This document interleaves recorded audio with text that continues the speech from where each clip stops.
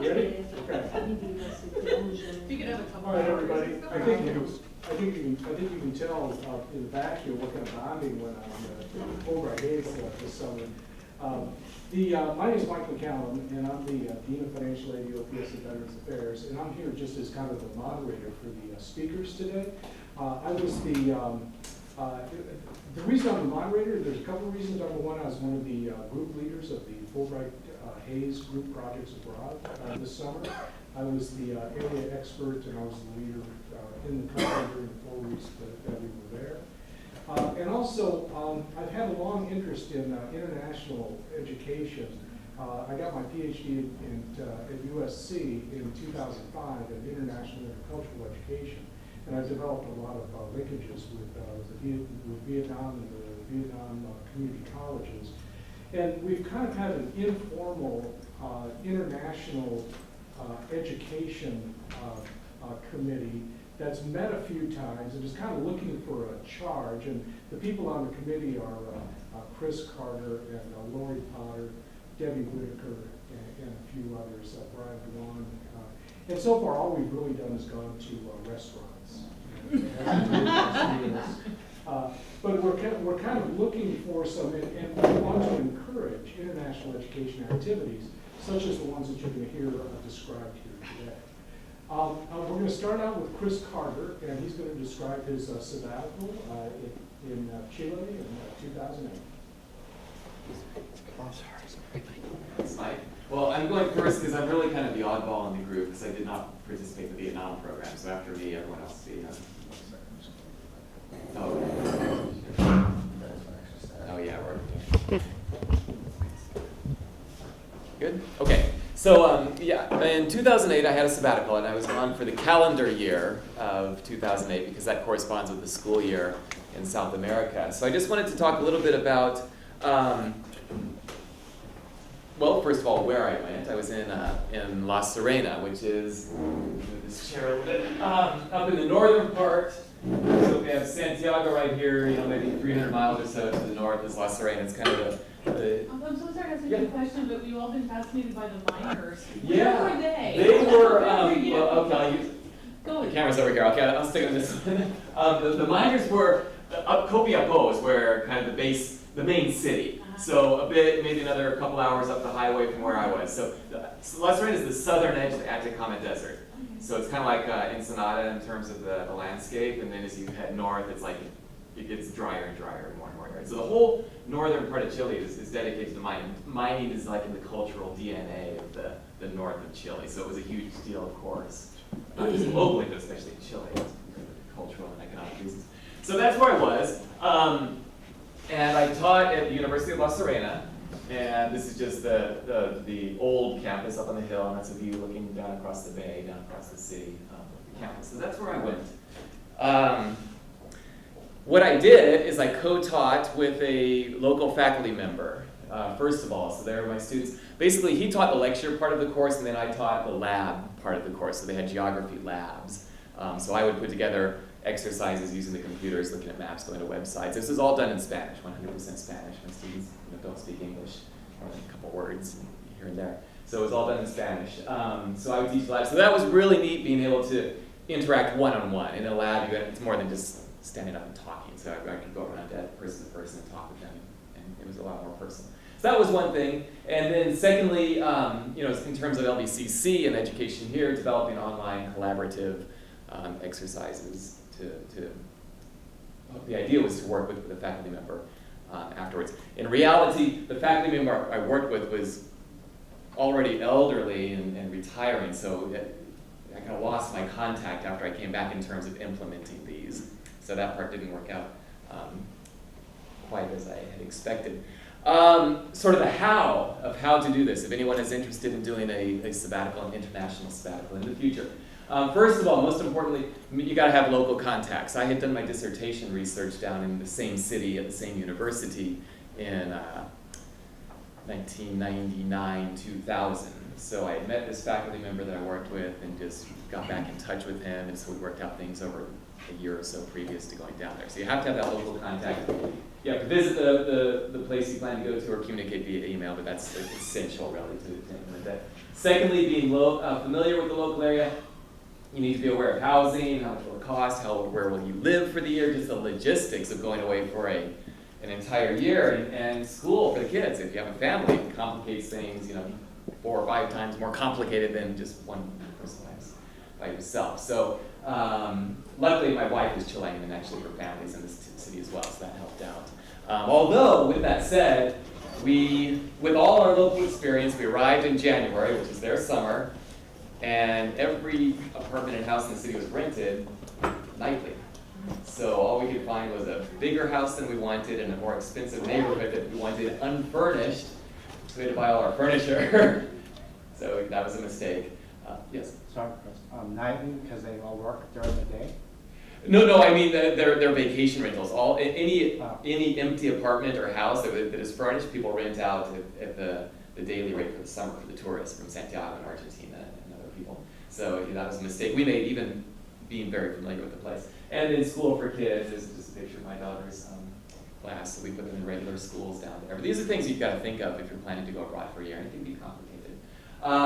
Then, after working out the logistics, searching for some grants to help the expenses, because you've got your expenses here, car payments, house payments, all that, which your salary here can cover, but then you're going to be paying rent and schooling and all that abroad. So some extra grant money can help. So as far as grants go, here at Long Beach City College, we have the Office of Grants and Resource Development. We have a database, so I went onto this database, and you can search by all sorts of keywords. It depends on your degree and your field of study and what you want to do. I mean, there's millions of grants out there. So I ended up applying for both the Fulbright and the Rotary grant for university teachers. And with the Fulbright, I made the first cut, but not the second cut. That's the second time that's happened to me. It happened for my doctoral studies as well. So I almost get it, but not quite. The Vietnam people were on a different type of Fulbright grant. They were funded through Fulbright. But I did get the Rotary grant. So that was a nice amount of money. That was great. Unfortunately, I hear they've canceled, at least temporarily, this program, the Rotary program, because that was a really nice opportunity. Sort of the why doing this, first of all, internationalizing the classroom experience, integrating what I saw and know about living abroad to my lectures. So when I teach world regional geography, obviously our Latin America chapter is much more in depth, and we spend 2 or 2.5 weeks on Latin America versus the standard 1 week as we move through the book, just because I'm so much more familiar, so it enhances the classroom experience and much more than if you read a textbook and just kind of go off of that. So as someone who teaches global issues, world regional geography and cultural geography, it's really important to personally know these places. So that's the first one. And then secondly, kind of like with the Vietnam, people will be seeing building international relationships for future projects. So I knew that one professor that I worked with, but being through Rotary, I met Rotarians, but also many other faculty. The former president of the university was in this. I just met a lot of people being down there. So between the enhancing the classroom experience and meeting new people for future things, it's just a really wonderful experience going abroad. And so that's really my presentation. I don't know if there are any questions at this point. Or Sorry, one question for you. How did you go about searching for grants? Did you do an online search? just on that database that we have through the college. Oh, okay. So you go to that webpage I just took a screenshot. It tells you the password to log on to it. They have a subscription to it. And again, you whatever keywords fit your project and your background and all that stuff. So that's how I found the 2 that qualified for that I could apply for. Yes. As an adjunct faculty librarian, we get this asked a fair amount by faculty. Mm-hmm. And I'm no expert, but we have full-time librarians that really know a lot about this stuff. Okay. So you can always come to the library. Okay. They can help with Yeah, finding there's grants. some of them that know quite a bit about grants. Yeah. The Rotary one was a good one. It was about $25,000. That's really good. Which we needed. Again, we had a more expensive house that we wanted, the bigger house, and the kids' school was more than we thought it would be, and so on. So, yeah, but that was a nice one. It was kind of, Fulbright was maybe $30,000. If you can get a Fulbright, it's really good. That's what you go for. You said the school they were in was a public school, didn't you? Or- Well, okay, I didn't explain in detail. In Chile, they have they have the public schools that are free, you know, kind of like here. Then they have what's, they're sort of semi-private, where the state subsidizes part and then you pay the difference. That's where our kids were. And then they have private schools that are 100% you pay. And it's divided by social class. You know, the poorer kids go to the public schools, the middle class kids go to the semi-private, and then the rich kids go to the fully private schools. So, yeah. Are you going to reapply the Fulbright? Well, when my next sabbatical comes up in a few more years, we'll see. Maybe I'll try twice. I almost make it every time. But, So you apply for a full year, not 3 months or 6 months? no, I haven't tried for the shorter ones. That's true. I just tried for the full year. There's so many different programs, right? Maybe I should try a shorter one. That might work out better. How did your kids transition with this school? They did well. Now, my wife is Chilean. She speaks Spanish to them all the time. They always answer in English. So they were halfway there. When we got down there, their friends didn't speak English. Their teacher didn't speak English. As my daughter said, even my English teacher didn't speak English. so they within a month, they were speaking. They already understood a lot. The school system, or their subjects when they came back here, the subjects, it's fun. Yeah, my daughter was in elementary school. They just, you just keep going, basically. My older son was in high school, and they took it class by class and gave him credits here at Millikan based on that. Yeah, class by class. So it was more difficult trying to figure out where to place them down in Chile. They were a lot more bureaucratic and paperwork and all this kind of stuff. But back here, it's all right. Yeah, just sign me off and you're good. Yeah, it's easy to get back. But we have just by chance, another couple from North Carolina went down, and the woman was teaching physics at the same university. And their children didn't know any Spanish more than Spanish 1 in high school. And they just stuck them in a private school, full Spanish, sink or swim. But, it was a good experience for them. So, yeah. Hopefully you guys can do this for a sabbatical. Great way to spend a sabbatical. You can do it. Okay, very good. It's really exciting stuff. And by the way, if you ever want to take a sabbatical to Vietnam or Cambodia, we have the resources here. We have Brian, Debbie Whitaker, who really understands Cambodia. I have a lot of contacts in Vietnam, and so we could help you to make that happen. Now we're going to switch over to the Fulbright Hays Group Projects Abroad that happened in July, this past July. We had 14 people on the program, and it was just kind of a chancy thing. The whole thing started, an organization called the Community Colleges for International Development were having their national conference here in Long Beach about 2.5 years ago. I asked to do a presentation on the Vietnam community college system, and the proposal was accepted. And when I did my presentation, there was somebody in the audience, a woman named Bo Morton, who's the director of grants at El Camino College. And she's kind of like Ginny Baxter in a way. I mean, it's a different office, but Ginny is all involved in international trips and all kinds of stuff. Well, Bo's the same way over at El Camino. And so she said, we ought to do a Fulbright Hays. And I said, great, So we put it together over about 1.5 years. By the time it was approved, it was too late to go in summer 2009. So we ended up going in summer 2010. Fulbright Hays Group Projects Abroad are not really often given to community colleges, so we're very fortunate. We knew some people at Texas Tech who had written one, and we got some of their information, and like I said, the proposal was accepted. The purpose of it is to take faculty members to a different country where they do research on their discipline in that country to improve or develop curriculum and include that. In fact, exactly what Chris was saying about how he's going to change his curriculum from the experience of his sabbatical. And that's the purpose of the Group Projects Abroad, the Fulbright Hays Group Projects Abroad. We had 4 weeks in Vietnam and Cambodia. We had about a week and a half in Vietnam. Then we went to Cambodia for about a week, came back to Vietnam for the rest of the trip, started in Saigon, went to the Delta, Cambodia, the center of Vietnam, saw all the temples at Angkor Wat, And you know what, I'm kind of getting, and then we went to Hanoi and then came back to Saigon again to fly out. And actually, I'm getting ahead of myself.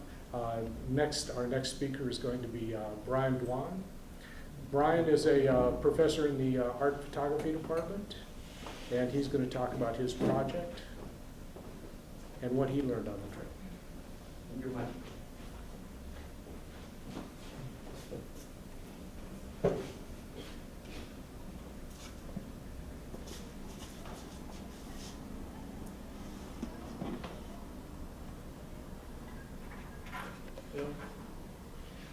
So last summer was the most amazing summer for me. I got a privilege to travel with the most wonderful scholar and professor from the U.S. But before I went to Vietnam, I got the grant to go to travel to Laos with a group of international artists, and we spent 10 days in Laos. Travel in Ho Chi Minh Trail. So Ho Chi Minh Trail in Vietnam was Ho Chi Minh Trail had the mountain between Vietnam and Laos and Cambodia. So we Laos is the most beautiful country. So we had a good time. We visit University, sent a Fulbright group, temple, and at the end I made my presentation at the Goethe Institute in Hanoi.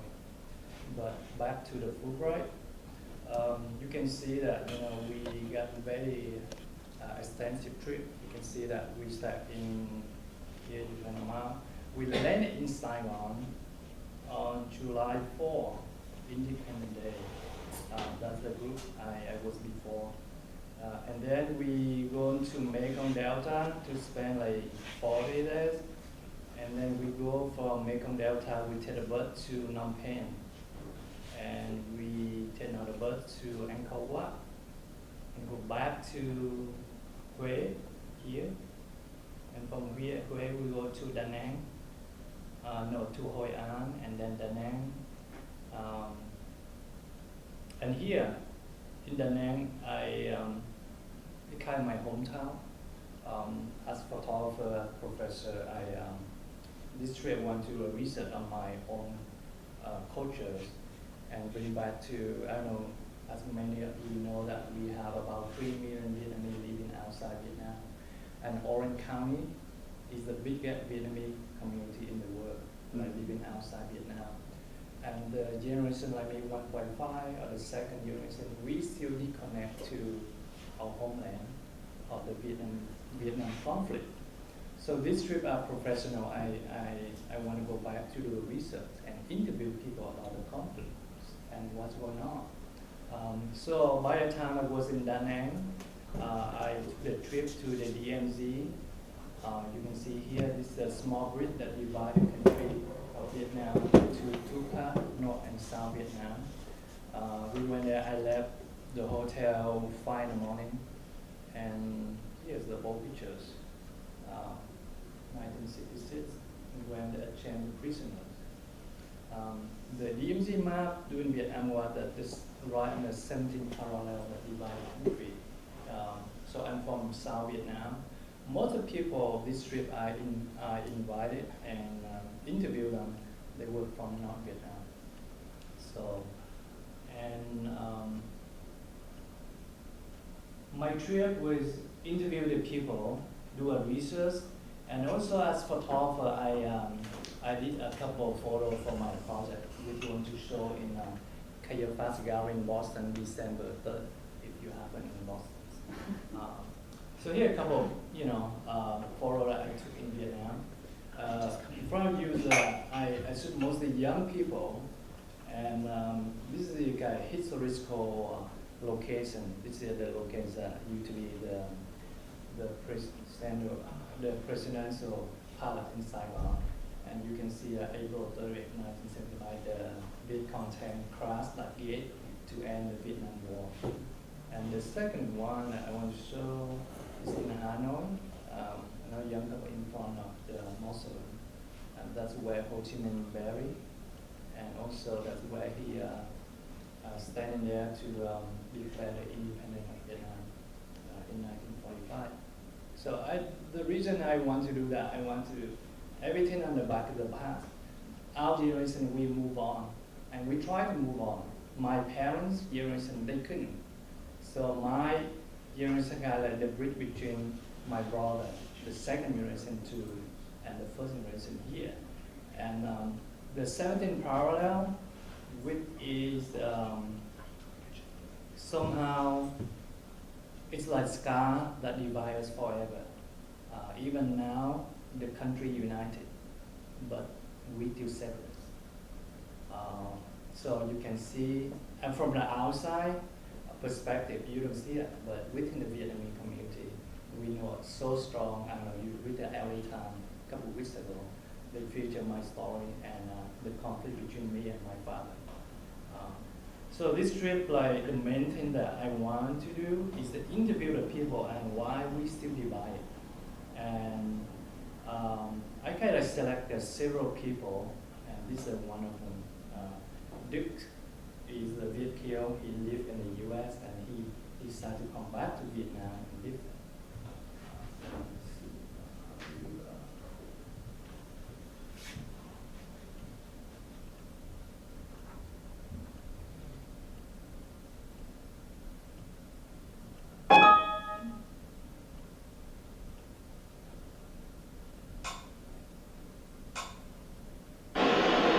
How's Vietnam today?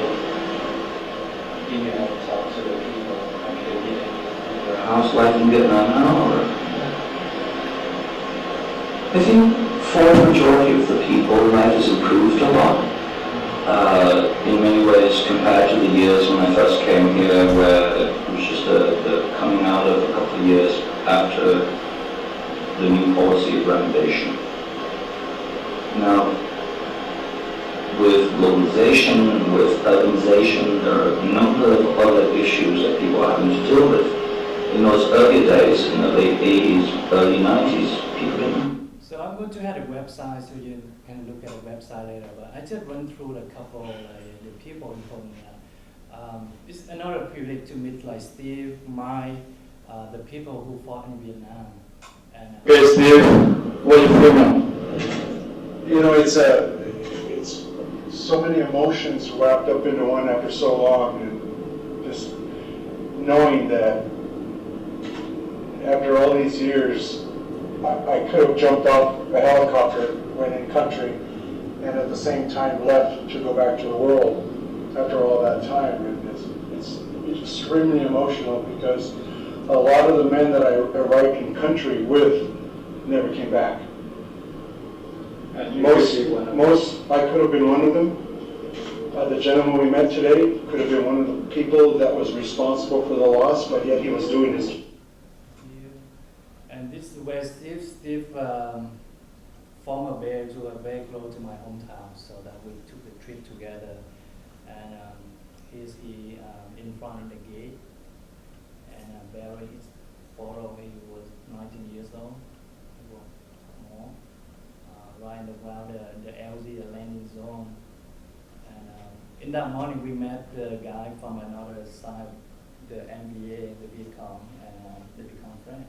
So I think that totally like moving me because that the reason that I want to apply for Fulbright, hey, to reconcile myself and try to show this to my students to understand. Because we had a big Vietnamese and Cambodian, Laotian community here. Yes. And that's very important for them and other kids to understand the conflict. So you think the media play a big role into So this is Tim Pace. Tim Pace was the very famous Vietnam War correspondent. So I have a chance to meet him in Phnom Penh, Cambodia, and yes, that he is, and that's what he in 1968 in Vietnam. So we exchanged like about like 2 hours. Wonderful person. So you know, Vietnam is my homeland. I come back have different conflict feeling. but like something that like even my father and me, we kind of different. We conflict with religious, politics, and everything, but we still family. I love him, and he loves me, but even we, kind of share differences, and like the homeland too. They throw me out a while ago, and now come back. I still love it, so I decide to come back to visit and go do something to happen.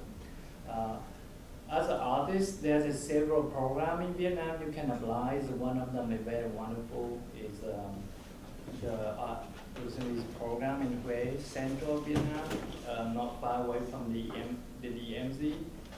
You can stay up 3 months, free housing, transportation, food, and the gallery to show your work at the end.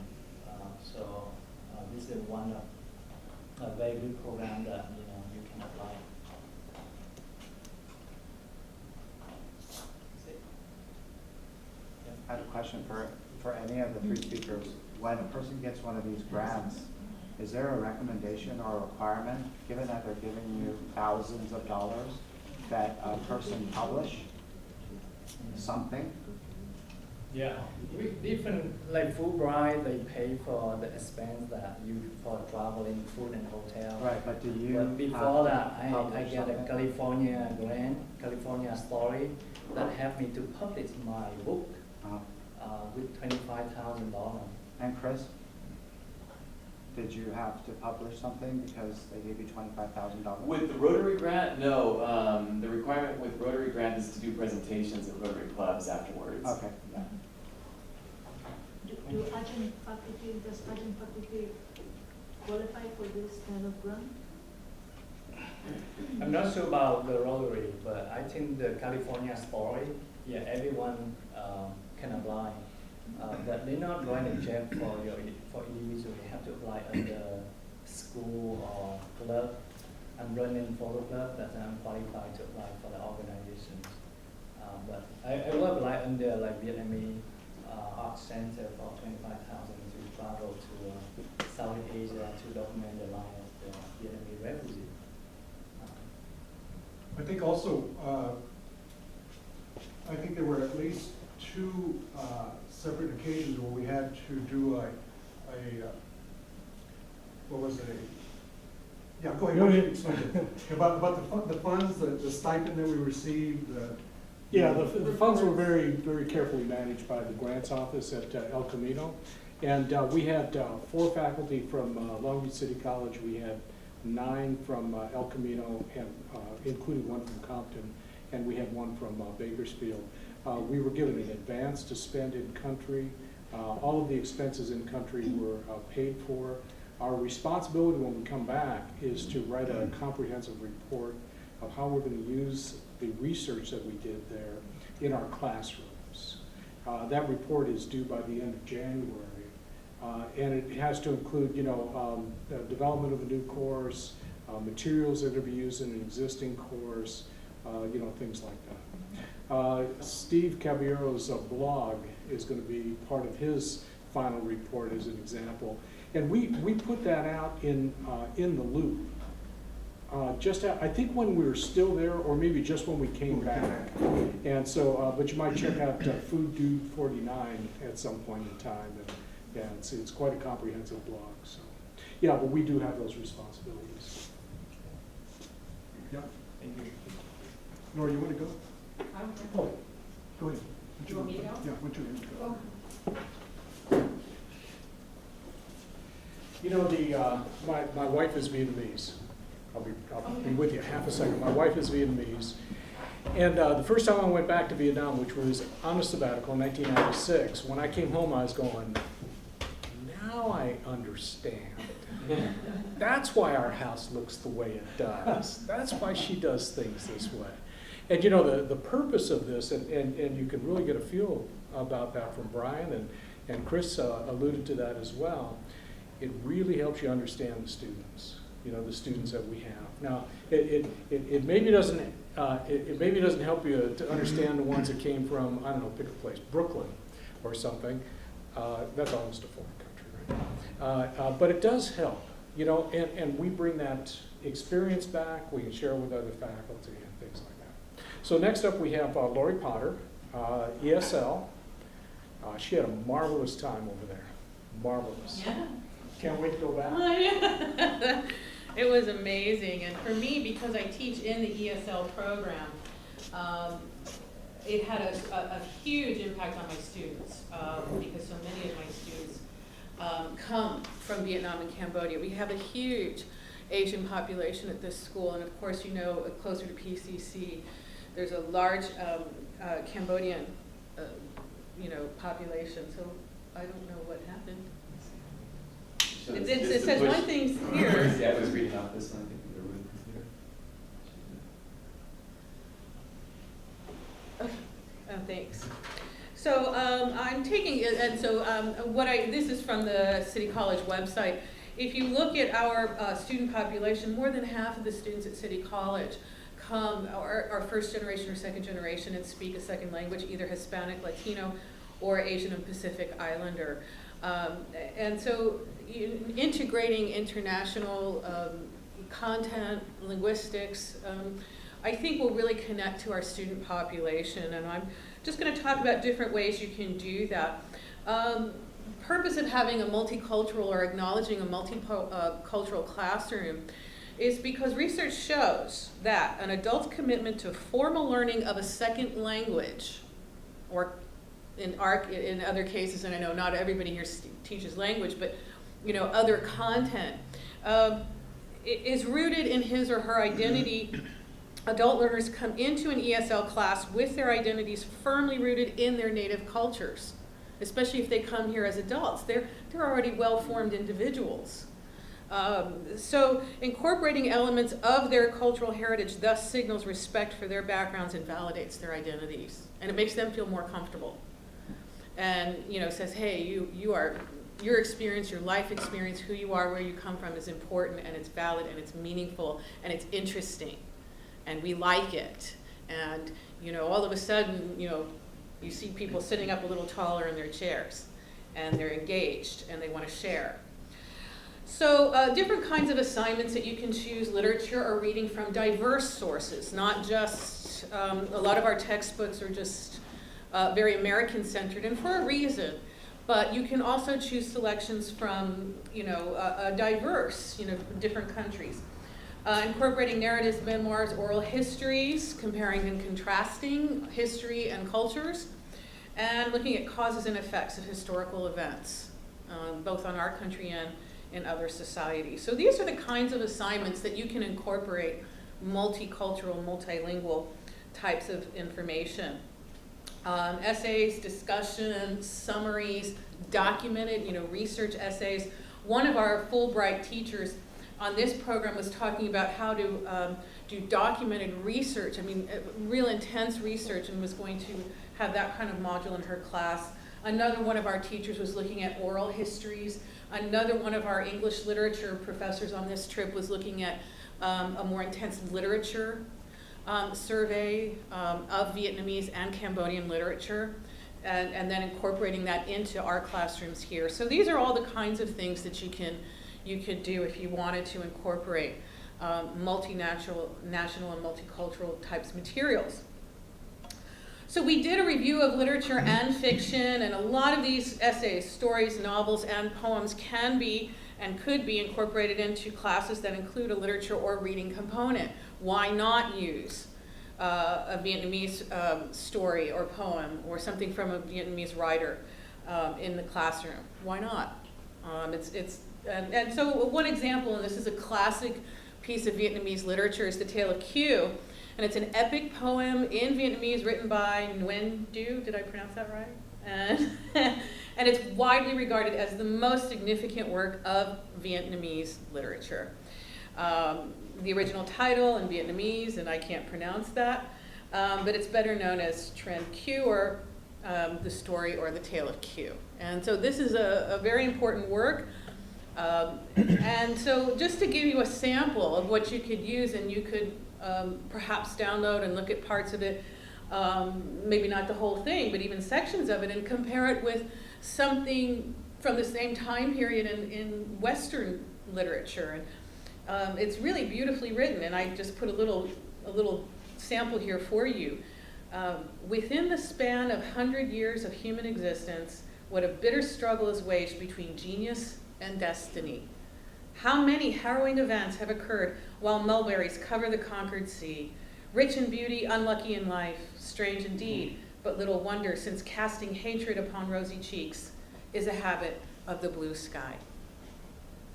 And you know, this just leads to all kinds of conversations about what is the writer saying and what's going on in the story and what does the reference to mulberries mean and the conquered sea and rich in beauty, unlucky in life. Right. Is this her story? Yeah. So lots to go on there in terms of literature. And that's just a sample. There's any number of novels, short stories, and poems about Vietnam. And this is from Westerners writing about Vietnam and Cambodia.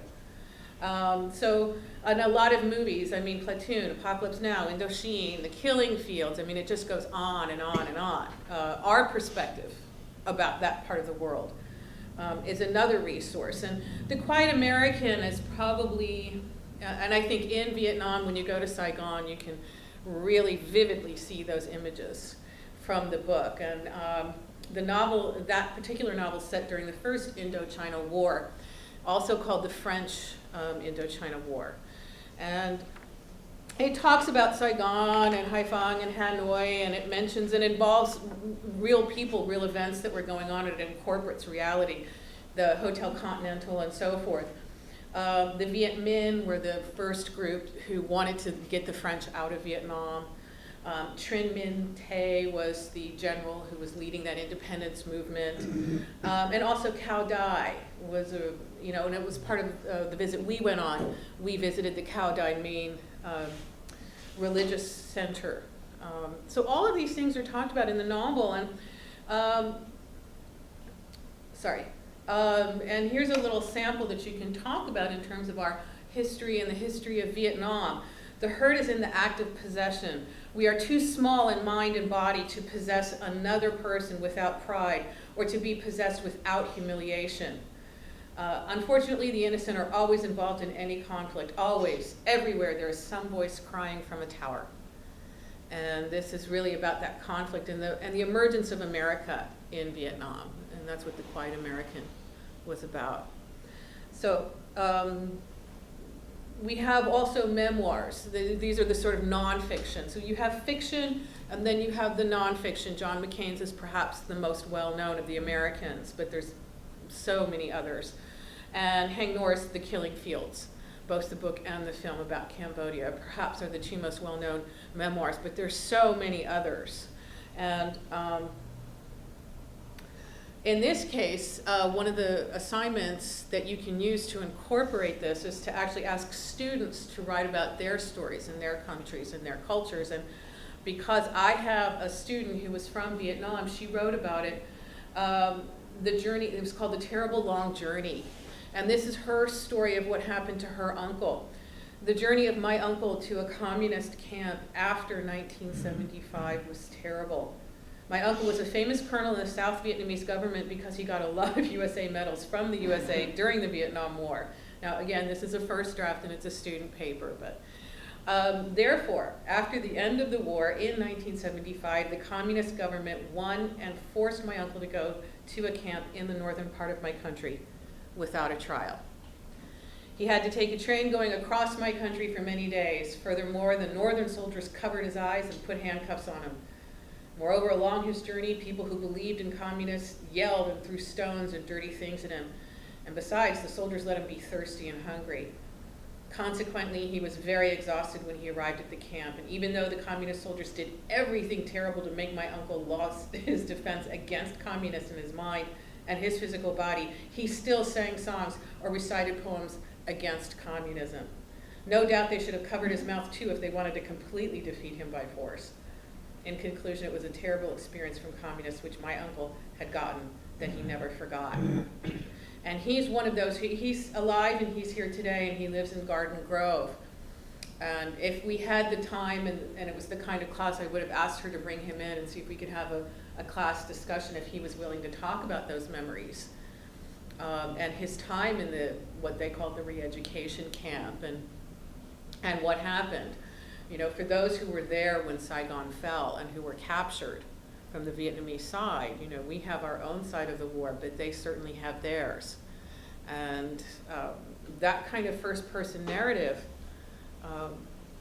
you know, is very, very important and very much a part of our classes and are part of our multicultural classroom.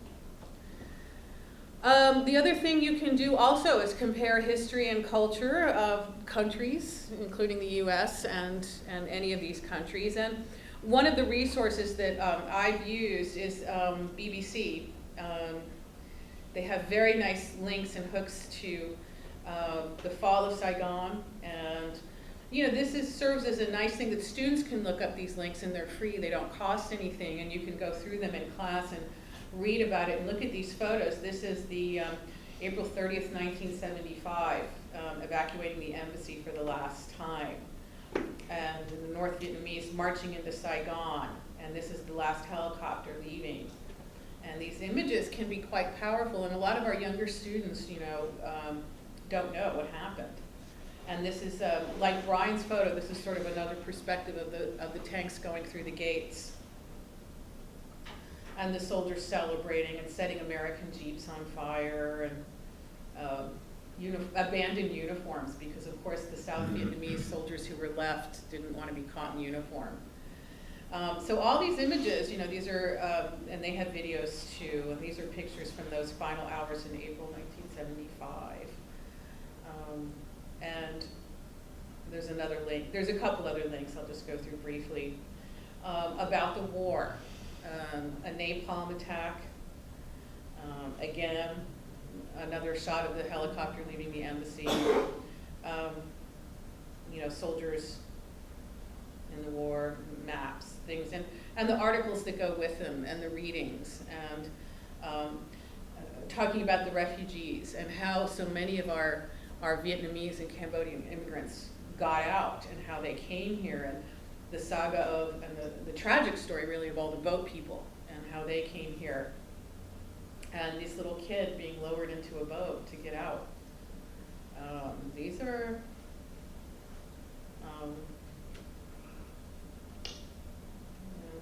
and a lot of our students who maybe know about what we call the Vietnam War, but maybe don't know so many of these details and don't know as much. It's also a lesson in history, but it's also a lesson about the people who came here and how they came here and why they came here. And the last one. And the same is true, and the same BBC also has the same sort of, and this is current, you know, Ho Chi Minh City, and the celebration showing that they won the war, and the marching reenactment of what happened that day. Those are the same gates.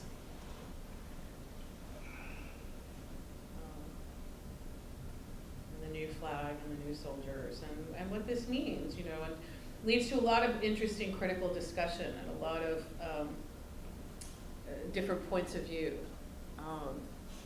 And I focused today, because our remarks were meant to be relatively brief, in an introduction to how you can incorporate, in my perspective, how you can include lots of different kinds of information in your class, not just Vietnam and Cambodia, but depending on who's in your class, you know, bring in all those things from all over the world.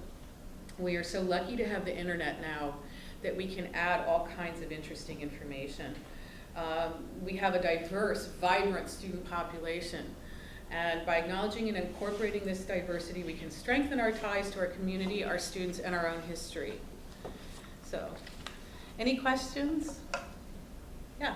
Not question, but I came here as an immigrant when I was 4 years old. Oh, really? And I always tell my students a story about how my parents worked in a factory. They didn't speak English. I mean, I don't know. They spoke whatever, you know, like Yiddish, and I spoke English, and we communicated like that for years. Oh, yeah. And everybody can relate to that because their kids of speak course. English to them. And, you know, and so they can really connect to your story and see a parallel. Right, and like 4, and then they, you know, I tell them how like they had to work in factories. That's the only place they could work. Right. But luckily, my uncle had a small business, and we went to Omaha, Nebraska. We became citizens there. I explained years, and every year you had to go register that you were an alien or whatever. And then we went to Chicago, my parents opened a small business, and they can kind of relate to that, because a lot of them have donut businesses Right. and all those little businesses. And that's really what made our, you know, families like kind of middle class. And that the only thing my parents really cared about was that we got an education. Right. So they can all understand that, because they want all their kids to be really educated. Yeah, exactly. And that's a, you know, that's our immigrant story in America, isn't it? So, Yeah. and that's wonderful, that connection to the students, I think probably makes them feel quite comfortable. And, yeah, that compassion. And this time I have 4 Russians in my class. Oh, no kidding. Yeah, and it's pretty interesting, because we have Russians. I have one from Cuba now. And this particular class has somehow bonded, because the Hispanics and the Cambodians are like all bonded and having a picnic, because the only language they really can speak to each other that I know about is English. But they're kind of like, you know, I mean, they usually don't bond as well, but this one group has bonded. That's great. I'm sorry, did you have a question? I had 2 comments. Sure. Real brief, and a question for you. One is just that when the Pentagon Papers were released and things keep getting leaked, Kissinger and Nixon knew that thousands of South Vietnamese would die when the last American airlift occurred. That's right. So I sometimes wonder why Mr. Kissinger is so respected. Secondly, yeah, I do. And secondly, I just wanted to say with the library, you know, we have subscription-based databases like ProQuest that you can't get linked out on Google because we have to pay. Oh, right. And you can get a lot of stuff there. Okay. That you can't get on Google, scholarly peer-reviewed articles and things. Oh, right. And then the other thing I wanted to ask you is I'm from the Indian subcontinent. When a country colonizes another country, like the British in India, or fights a war like the Americans in Vietnam, and that cultural contact, whether it's negative or positive, occurs, don't you find that leads to immigrants coming to the colonizer or the dominant country, like the Vietnamese here or the Indian and Pakistanis in England? And their connection to the colonial power. Yeah. Yeah, and it's also interesting to me because it was the French who were really the presence in Vietnam for so many years before the Americans.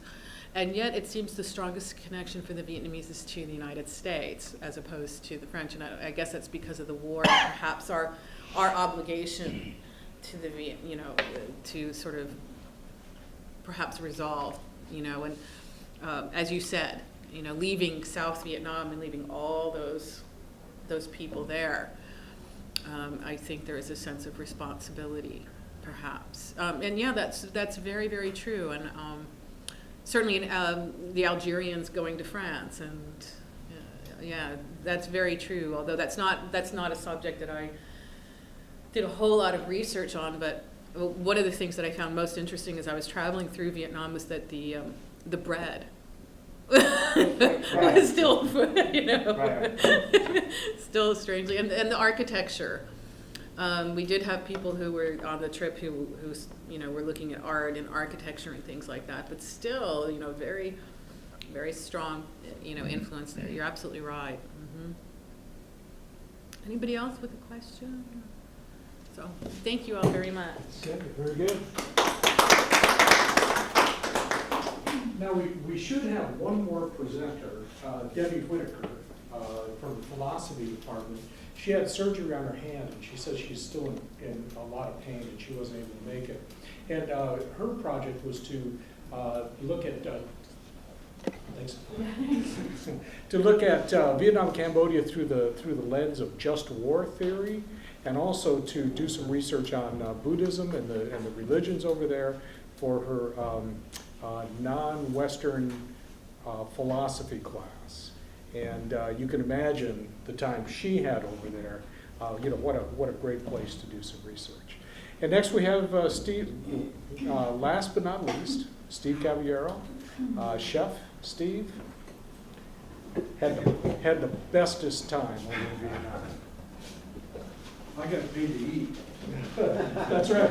See, we could spend the advance that they gave us, we could spend it on our research, but we couldn't spend it on individual items. But his research had to do with food.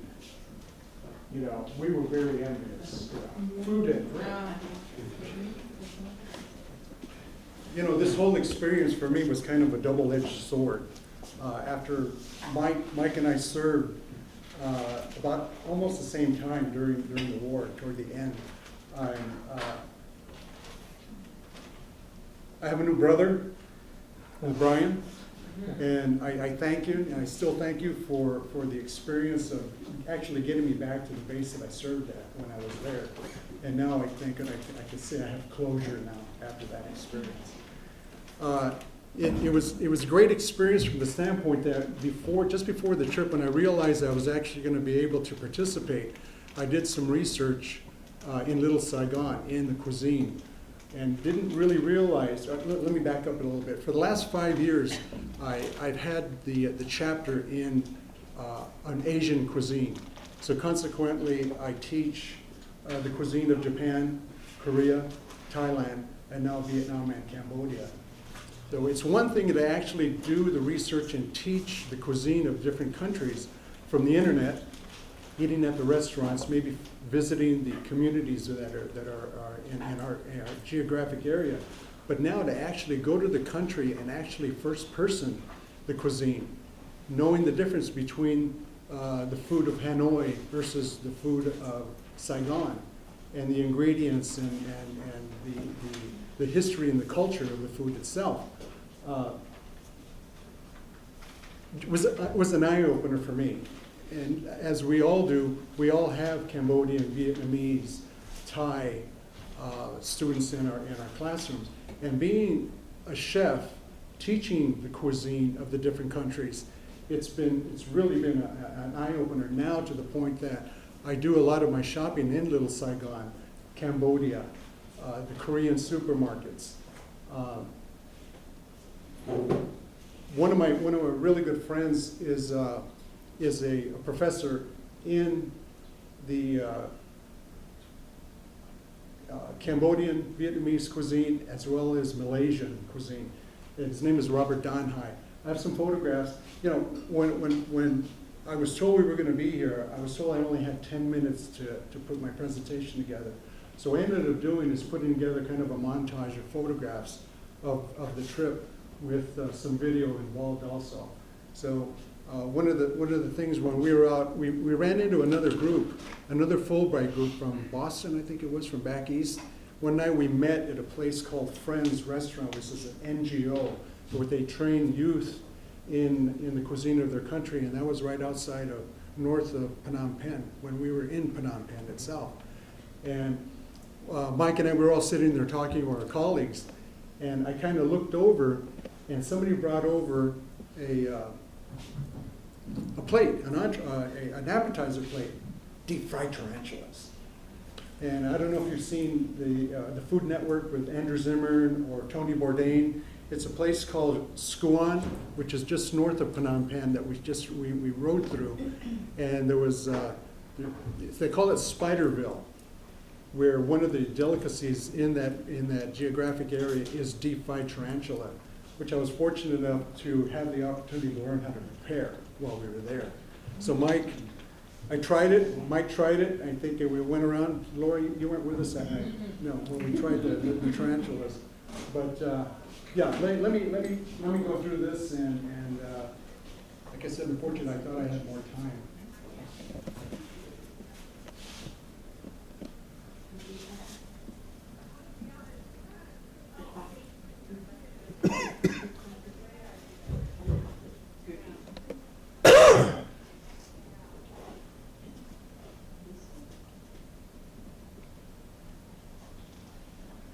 What are these? Those are rambutons.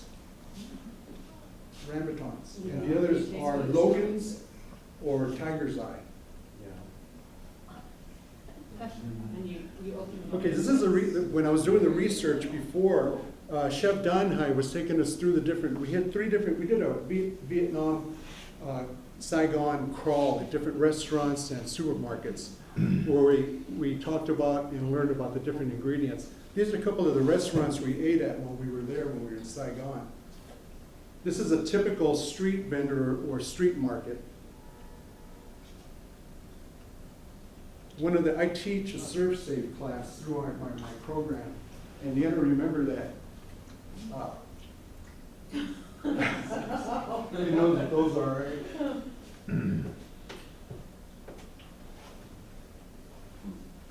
There's little or no refrigeration there. And I can't remember how many times I actually saw most of the. Is that coconut? No, actually it's a rice flour based bread, like a quick bread that's used as a dessert. There's our dragon fruit.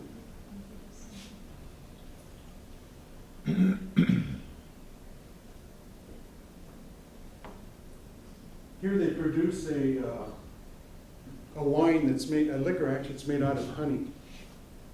This is a floating market.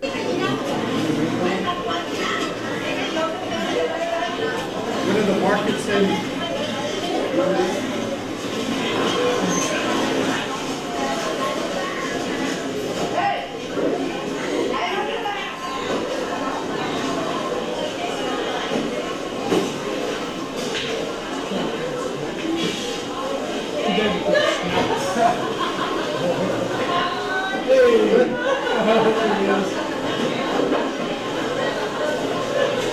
Mike was saying, too bad we don't have smell-o-vision.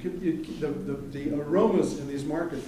Can you tell what they're selling in that one stall with that head? Pork, obviously. Beef.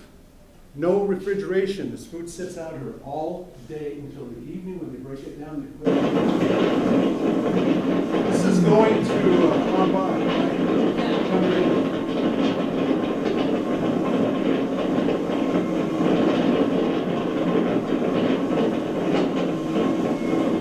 The only way to get in, get out, is by boat or by helicopter.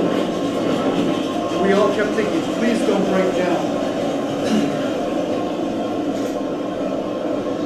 And that was our destination up on the top.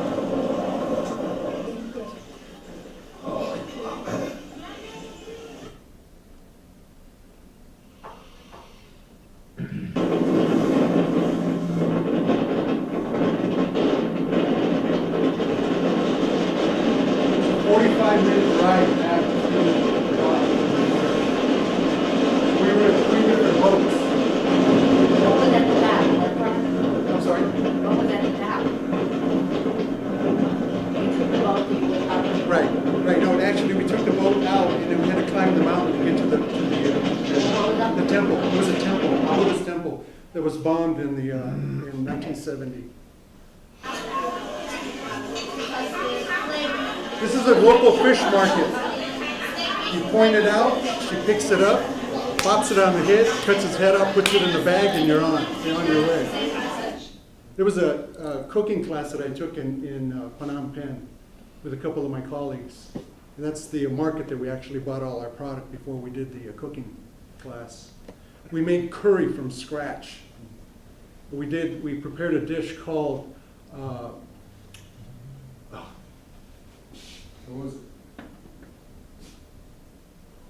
Okay, deep fried tarantulas. Live tarantulas for sale. This is in Skuan. This young lady, I took this picture, she was holding the tarantula. We got back, one of my colleagues was telling me that the LA Times was hosted, there's our order of deep fried tarantula that Mike and I tried it at the restaurant. Well, how was it? And I said, it was good. Actually, it tastes like deep fried calamari, believe it or not. Okay, frogs for sale, frogs being processed for sale.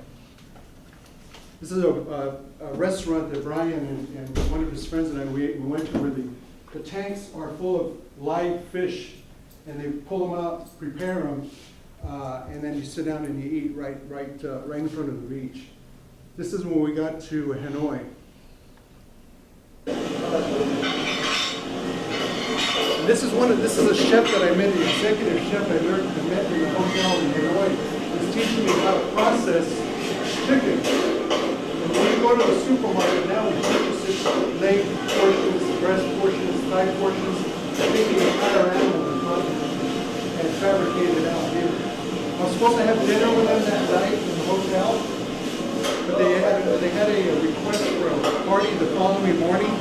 So what they ended up doing is they sent all the ingredients to my hotel room, and I prepared my meal in my room by myself. And it just happened it was my wife's birthday that night. So I Skyped her on the computer and showed her the meal, and I set up a chair, her chair, and my chair, and I wished her a happy birthday on the computer. It just so happens Mike was going to his room across, and he came over, and I shared my meal with him that night. I'll show you. I took photographs of the meal. It's funny. Half hour before I walked in, the chef was married. He was standing there with a cigarette in his mouth, preparing the food. As soon as he saw me, he got rid of the cigarette.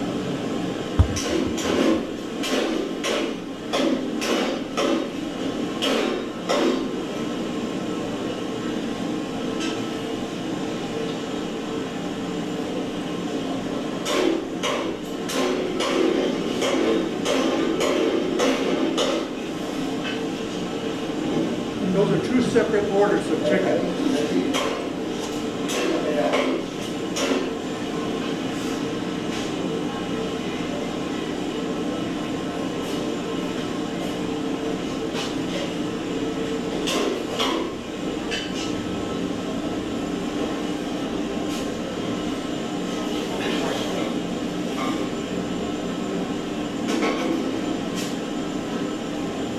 The head, feet, everything. I know, I didn't know the thing.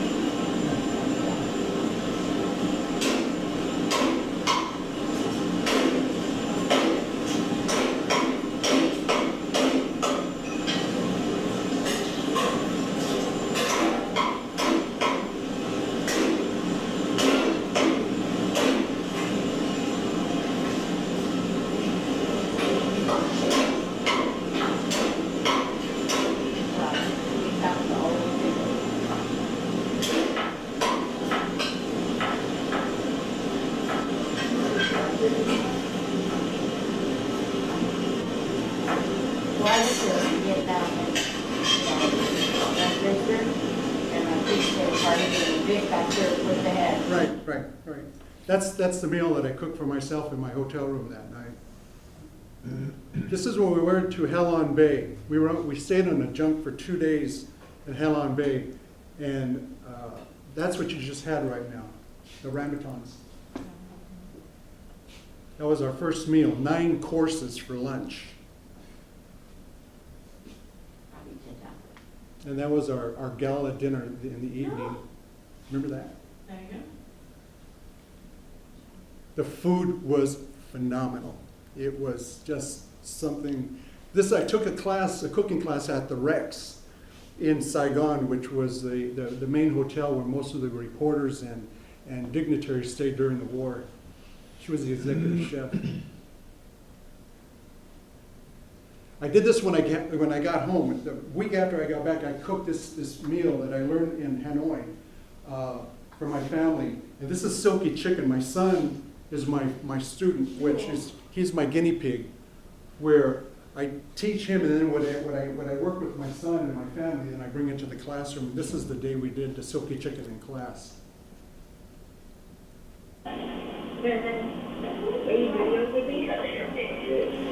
I was teaching a class on Thai chili, crab chili, and we were doing live crabs. I'm showing them how to fabricate live crab. What you're going to do is go in there, get the dead man figure, separate the shell, open them up, and then take the back, and then take the dead man's fingers out. What the heck, Neil?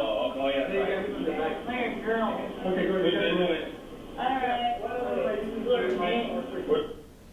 Uni, sea urchin. Anybody go to sushi bar? What we do is we get the uni from Redondo Beach Pier, and they're live out of the tank, and actually bring them back to the classroom. We go over the anatomy of the animal, what's the edible parts of the animal, then we actually open it up, process it, and we'll eat it right out of the shell. It's so alive. So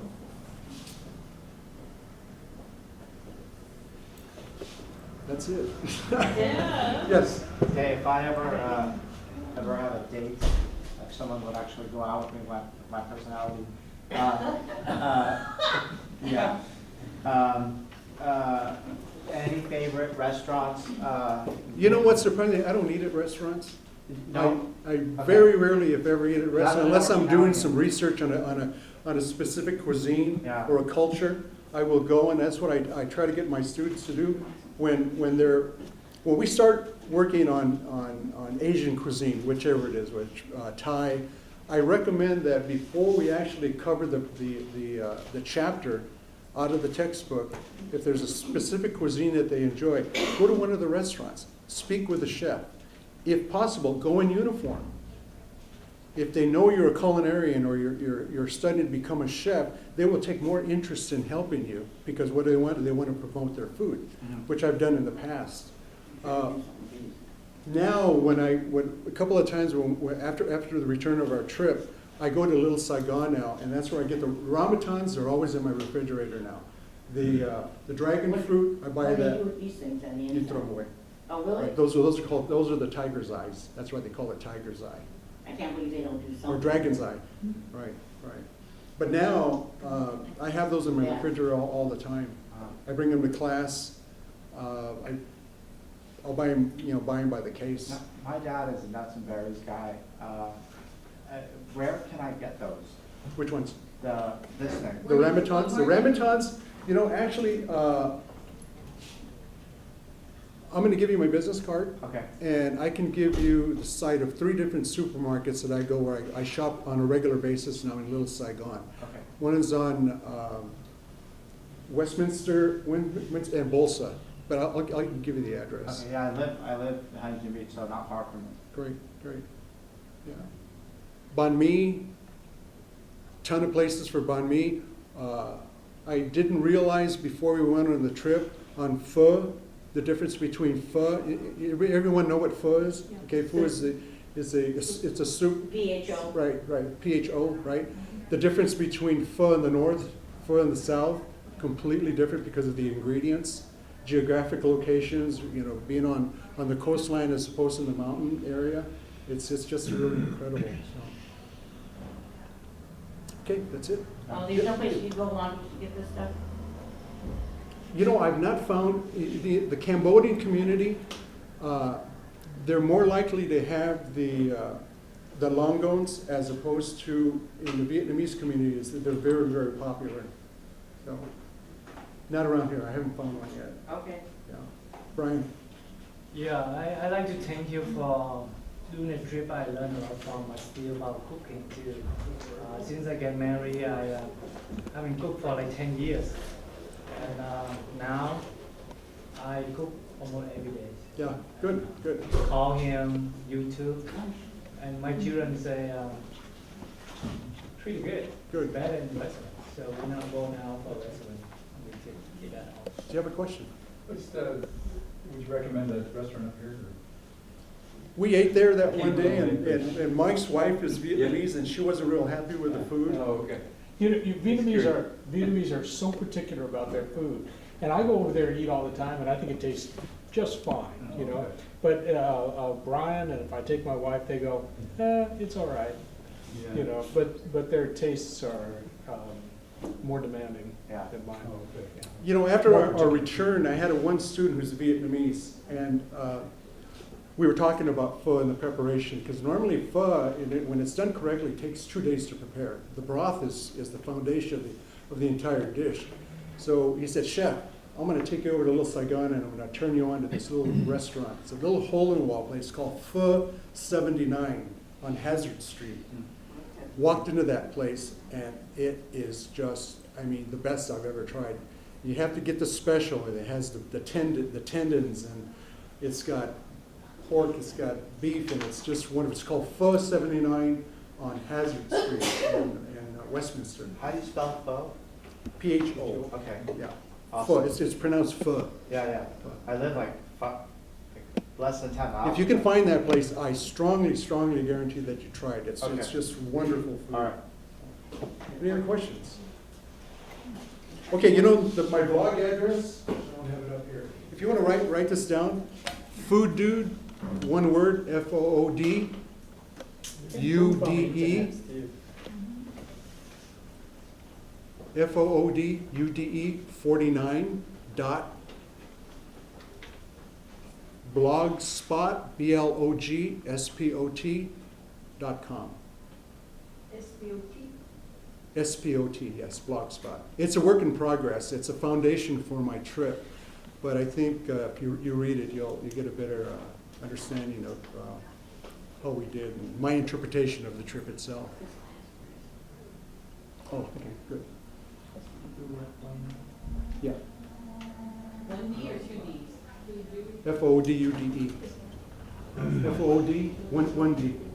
FOODUDE. Here you go. There you go.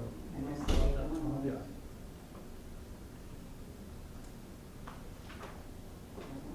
That's it. Mitsu, my new son, when we were in Japan getting ready to come back, we met a gentleman that was traveling here to tour the United States for the first time. He's a 24-year-old from South Korea, a university student. And the following day, he had one free day left in the United States, in California, before he went cross country. I picked him up the next day and did the Palos Verdes Peninsula, brought him to my home, introduced him to my family, cooked him a meal, and he went back. You'll read about it on the blog. It was a wonderful experience. Okay, that's it. Thank you. And you could please remember to fill out the evaluations and make sure that you sign the rule sheet that you were here. Are we go there and back? And thank you very much. Yeah, sure, help yourself. Yes. Do you have any? Thank you all for coming today. Thank you. Thank you. This is great.